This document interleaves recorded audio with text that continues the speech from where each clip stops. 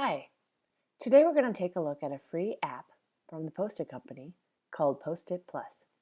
If you have used Post-it notes to organize your students' work or organize students' exit tickets or take a survey or make a graph, or your students have done this, taking notes in their books, then you will love using Post-it Plus.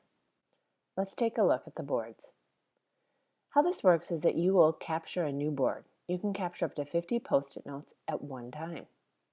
Boards then come into one area where you can manipulate them. Here I have a picture of some Post-it notes that I have gathered. And then once I press down on that bottom button and hold it for 2 seconds, they will appear with little green boxes and a check. You will see down at the bottom that I can tap any of them if I don't wish to include them. Up at the top, I can enter a board name. In taking a closer look at this board that I captured, you can see that I've renamed it Reflections from Reloud, and that all of these are in Group A. Now let's say that I want to move some of these into a different group. Also, Group A is not really that helpful. If I tap the area on the top, I can rename the group. Also, when I'm tapping up there, I can make the Post-it notes into straight rows. So if these are my drawings, I need to move the text into a separate group.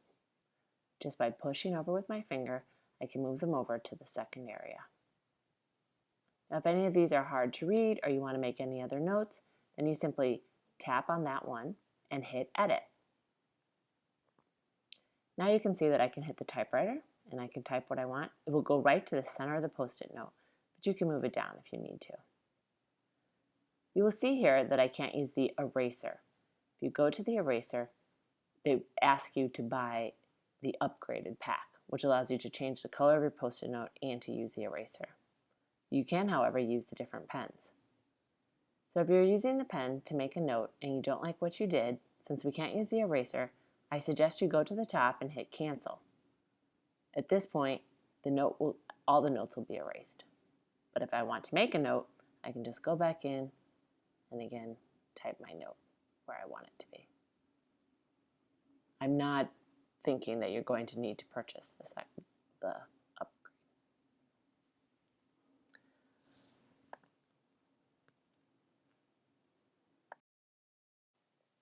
You might be wondering, what are some different ways that you could use the Post-it notes? Well, let's say that you have your students filling out a Post-it note to tell us if you're ready to present. Don't forget that you can easily move them from one group to the other. You can easily tap on a note if you want to make any additional comments.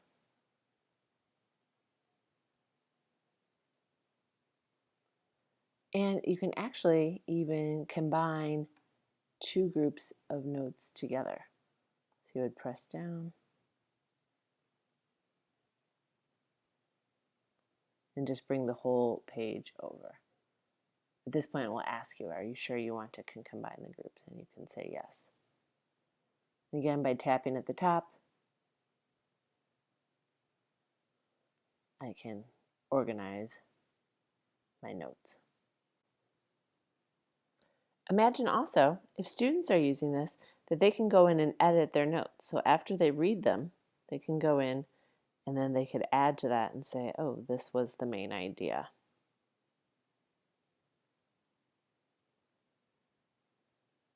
And then when they're done, they can go back that way.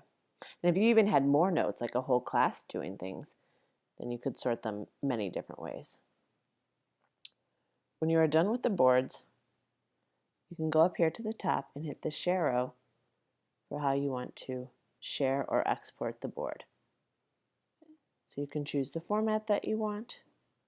So I'll send this as a PDF, choose my destination, and I can email that, or I can share it with any of the available apps also on my iPad. This is a really robust app and it's free to use. I hope that you and your students will enjoy it. The second app we're going to look at today is called Telegami. And when your students use Telegami, they'll be able to just use that. they'll be able to tell you something. Telegami is a free app to create a 30-second video. Students will be able to use this how-to guide and watch this short movie to figure out how to get it working. It's really pretty easy once they go. Students will enjoy changing the character. I think they'll enjoy making the head the different sizes. And you'll notice they cannot use all these different clothing options, but that's fine. They can also change the emotion of their person. And a great feature is that they can change the background. And again, in the options for background, I do want to tell you that they do have some free backgrounds that you can use if you're interested in. So they just want it to look like a cartoon if you don't even want to deal with the camera roll. And on top of that, students can doodle.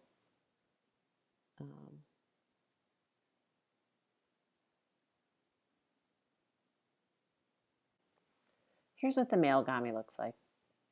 But let's look at my favorite feature. Your students are good at using the camera roll.